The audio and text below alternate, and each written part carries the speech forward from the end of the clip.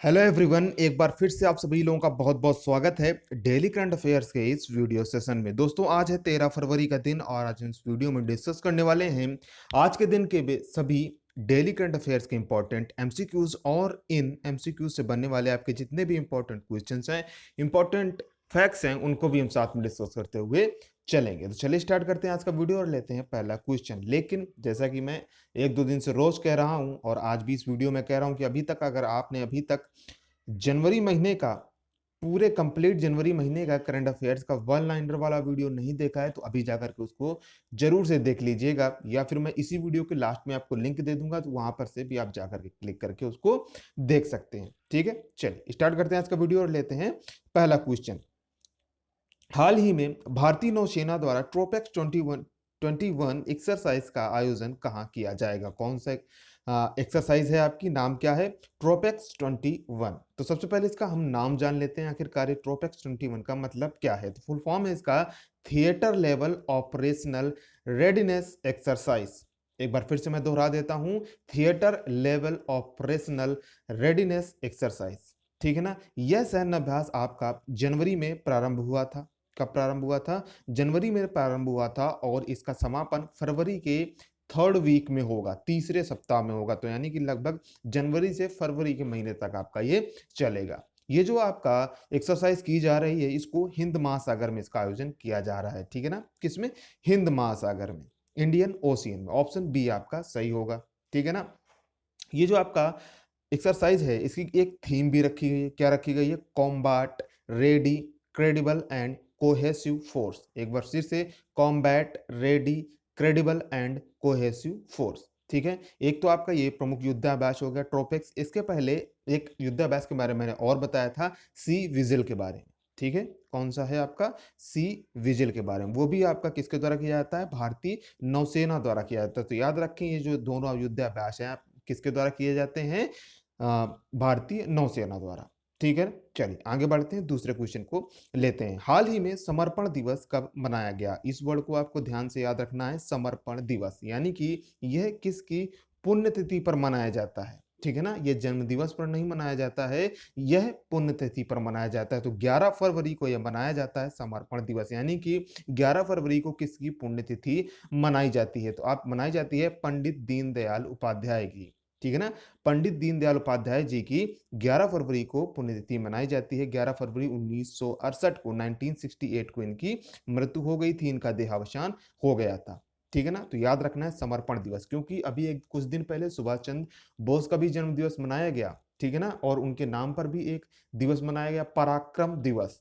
तो वो जो दिवस है पराक्रम पराक्रम दिवस, वो उनके जन्म दिवस पर मनाया गया था। ठीक है ना। और ये जो समर्पण दिवस मनाया जा रहा है, ये आपका पुण्यतिथि पर मनाया जा रहा है। दोनों में अंतर आपको क्लियर रखना है और क्लियर से आपको पता होना चाहिए। बात करते हैं पंडित दीनदयाल उपाध्याय जी की। तो इनका जन्म 25 दिसंबर कब हुआ था? 25 दिसंबर 1916 को। एक मिनट में सब क्लियर कर लेता हूं, जिससे मैं आसानी से आपको लिख सकूं और सभी पॉइंट आपको क्लियर हो सके। तो इनका 25 दिसंबर 1916 को जन्म हुआ था। कहां पर? मथुरा जिले के नगला चंद्रभान गांव में इनका जन्म हुआ था। ठीक है, मृत्यु को मैंने बता ही दिया आपको। 1967 में ये जनसंघ के अध्यक्ष भी बने थे। 1967 में जनसंघ के अध्यक्ष भी बने थे। और आप सभी जानते हैं कि 2018 में, कब? 2018 में मुगल सराय रेलवे स्टेशन का नाम बदल करके पंडित दीनदयाल उपाध्याय जंक्शन कर दिया गया था। ठीक है, तो ये भी आपको क्वेश्चन इंपॉर्टेंट है, याद रखें, पूछा जा सकता है। आगे बढ़ते हैं तीसरे क्वेश्चन की तरफ। हाल ही में भारत के पहले thunderstorm research test bed की स्थापना कहाँ की जाएगी? जी हाँ, ये पहला thunderstorm research test bed है। ठीक है ना। हाँ, बेड का मतलब यहाँ पर क्या है? एक जगह है, एक ऑफिस है। ठीक है ना, बेड ये सोने वाला बेड नहीं है। ठीक है ना। हाँ, तो इसकी स्थापना कहाँ पर की जाएगी? ओडिशा में की जाएगी। ओडिशा के बालासोर में इसकी स्थापना की जाएगी। ऑप्शन डी आपका सही होगा। थंडर स्टॉर्म किसको कहते हैं? जब बिजली कड़कती है, ठीक है ना, उसे हम थंडर स्टॉर्म कहते हैं। तो भारतीय मौसम विभाग, इसरो और डीआरडीओ के साथ मिलकर, यानी कि ये तीनों कौन? भारतीय मौसम विभाग मिलकर के काम करेगा इसरो और डीआरडीओ के साथ। ठीक है ना, इसकी स्थापना के लिए। इसको उड़ीसा और पूर्वी राज्यों में बिजली के झटके के कारण होने वाले जान माल के घातक नुकसान को कम करना इस सेंटर का मुख्य उद्देश्य होगा। ठीक है ना? क्या उद्देश्य होगा मैंने आपको अभी बता दिया, यानी कि इससे से कम नुकसान हो, ठीक है? इसका ये प्रमुख उद्देश्य होगा। बात हो रही है भारतीय मौसम विभाग की, ठीक है ना? भारतीय मौसम विज्ञान विभाग की, तो इसके महानिदेशक कौन है वर्तमान में? डॉक्टर मृत्युंजय महापात्र इसके वर्तमान में महानिदेशक है, ठीक है? वीडियो अगर पसंद आ रहा है तो लाइक और शेयर जरूर से कर दीजिएगा, और आप हमसे सोशल मीडिया के माध्यम से जुड़ना चाहते हैं तो वो भी आप जुड़ सकते हैं। हमारा फेसबुक पेज है, इंस्टाग्राम पेज है, इन सभी के लिंक आपको डिस्क्रिप्शन बॉक्स में मिल जाएंगे। बहुत जल्द हम लोग टेलीग्राम पेज भी लॉन्च करने वाले हैं आप सभी के लिए, ठीक है? उसमें आपको क्वेश्चन वहां पर भी मिलेंगे, ठीक है ना, जिनको आप सॉल्व कर सकते हैं और देख सकते हैं, खुद से सॉल्व कर सकते हैं और देख सकते हैं, तुरंत वहीं पर आप देख सकते हैं कि आपने आंसर जो दिया वो सही है या गलत है, ठीक है ना? हाँ, ये टेलीग्राम का एक स्पेशल फीचर होता है जिसमें आप तुरंत क्वेश्चन, वहां पर क्वेश्चन अपलोड किए जाते हैं और तुरंत जब आप कोई अटेम्प्ट करते हैं क्वेश्चन तो आपको तुरंत वहीं पर आंसर पता चलता है। इससे पता चलता है कि आखिरकार जो हम पढ़ रहे हैं वो हमारी कितनी लेवल की अच्छी तैयारी हो रही है। चलिए खैर आगे बढ़ते हैं चौथे क्वेश्चन में। हाल ही में भारतीय कुश्ती महासंघ ने किस पहलवान को वार्षिक अनुबंध से बाहर कर दिया है? जी हाँ, तो यहाँ पर एक पहलवान नहीं है, दो पहलवान है। कौन? सुशील कुमार और साक्षी मिलक, यानी कि ऑप्शन ए व बी दोनों सही होंगे, ठीक है ना? तो भारतीय कुश्ती संघ ने इन दोनों पहलवानों को वार्षिक अनुबंध से बाहर कर दिया है। इनकी जगह पर अंशु मलिक, किसको? अंशु मलिक और सोनम मलिक को शामिल किया है, ठीक है ना? नाम याद रखना है, इनकी जगह किसको शामिल किया गया है? अंशु मलिक और सोनम मलिक को शामिल किया गया है, ठीक है? ये जो आपके दोनों खिलाड़ी हैं इनको 30 लाख रुपए वार्षिक वित्तीय सहायता मिलती थी इस अनुबंध के अंतर्गत, ठीक है? कितनी? 30 लाख रुपए वार्षिक प्रत्येक को। सुशील कुमार को भी 30 लाख वार्षिक रुपए और साक्षी मलिक को मिलती थी, जो कि अब नहीं मिलेगा, ठीक है? याद रखना है, इंपॉर्टेंट है। पांचवा क्वेश्चन लेते हैं। हाल ही में विश्व यूनानी दिवस कब मनाया गया? तो प्रत्येक वर्ष मनाया जाता है आपका विश्व यूनानी दिवस 11 फरवरी को, ऑप्शन बी आपका सही होगा, ठीक है? यह जो दिवस है प्रसिद्ध यूनानी विद्वान हकीम अजमल खान की जयंती के रूप में मनाया जाता है। कौन से आपके विद्वान हैं? यूनानी विद्वान हकीम अजमल खान, इनकी जयंती पर मनाया जाता है। इसका जो उद्देश्य है, क्या है इसका उद्देश्य? इसके निवारक और उपचारात्मक दृष्टिकोण के जरिए यूनानी चिकित्सा पद्धति की मदद से स्वास्थ्य देखभाल सेवा मुहैया कराने के बारे में जागरूकता फैलाना, यानी कि हम यूनानी पद्धति से भी मरीजों की देखभाल कर सकते हैं और इससे क्या है, लोगों को ज्यादा से ज्यादा हम इसके बारे में जागरूकता फैलाएं, इस दिन का ये मुख्य उद्देश्य है। आगे बढ़ते हैं, छठा क्वेश्चन लेते हैं। हाल ही में किस राज्य में मोनाल, कौन सा पक्षी है? मोनाल, ठीक है ना? मोनाल पक्षी की कलगी की टोपी पर पहनने पर रोक लगा दी है, यानी कि इस पक्षी की जो कलगी है आप उसको टोपी पर नहीं लगा सकते हैं। ये किस राज्य ने रोक लगा दी है? तो ये लगाई है हिमाचल प्रदेश सरकार ने, ऑप्शन ए आपका सही होगा, ठीक है? अगर कोई व्यक्ति इस कानून का उल्लंघन करता है तो उसको 3 से 7 साल की जेल भी हो सकती है और 10 लाख रुपए का जुर्माना भी हो सकता है।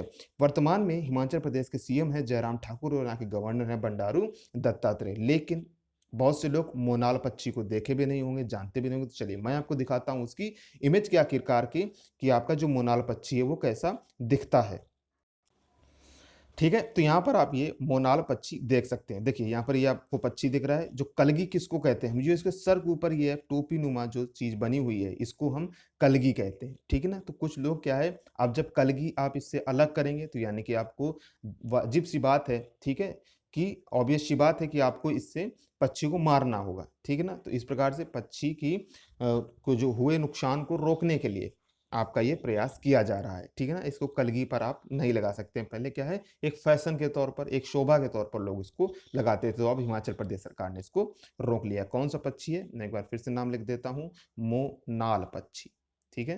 हाँ, याद रखें, इंपॉर्टेंट है, आपका पूछ सकता है क्वेश्चन है। चलिए अब बढ़ते हैं वीडियो में आगे की तरफ, लेते हैं नेक्स्ट क्वेश्चन। देखिए आगे नेक्स्ट क्वेश्चन क्या कह रहा है, सातवां। हाल ही में घोषित विजयनगर कर्नाटक के किस क्रम का जिला बना है? जी हाँ, विजयनगर आपका कर्नाटक का एक नया जिला बना है। तो अब जिलों की जो संख्या है कर्नाटक में बढ़कर के कितनी हो गई है? तो 31वां जिला बना है आपका विजयनगर, यानी कि आप कर्नाटक में 31 जिले हो गए हैं। ऑप्शन बी आपका सही होगा, ठीक है ना? इसका नाम जो है विजयनगर साम्राज्य, एक बहुत पुराना ऐतिहासिक साम्राज्य था विजयनगर, उसी के नाम पर इसका नाम रखा गया है, ठीक है ना? ये जो आपका जिला है इसमें 6 तालुकाएं होंगी और होसपेट इसका मुख्यालय होगा। क्या नाम है उस जगह का?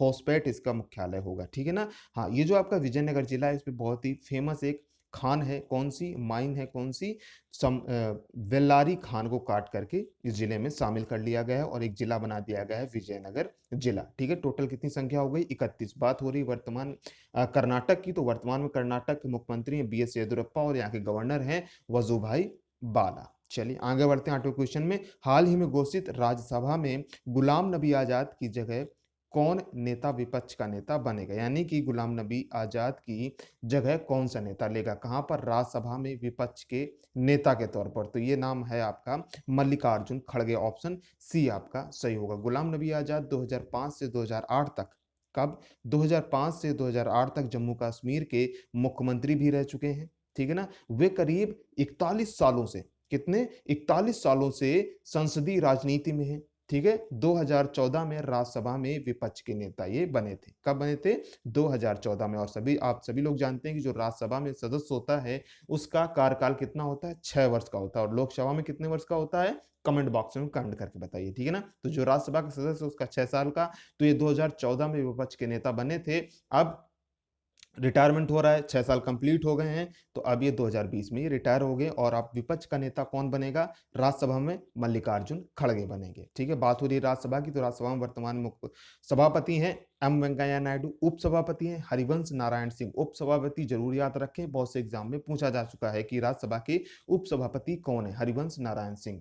ठीक है, हमने बात कर ली विपक्ष के नेता की, तो जो पक्ष यानी कि सत्ता पक्ष है उसके नेता कौन है वर्तमान में? थावरचंद गहलोत हैं। ठीक है ना। आप सभी जानते हैं राज्यसभा में इस समय टोटल वर्तमान में कितनी सीटें हैं? 245, 245 सीटें, जिसमें कि 233 लोग इलेक्टेड होते हैं और 12 राष्ट्रपति के द्वारा नॉमिनेट किए जाते हैं। ठीक है ना।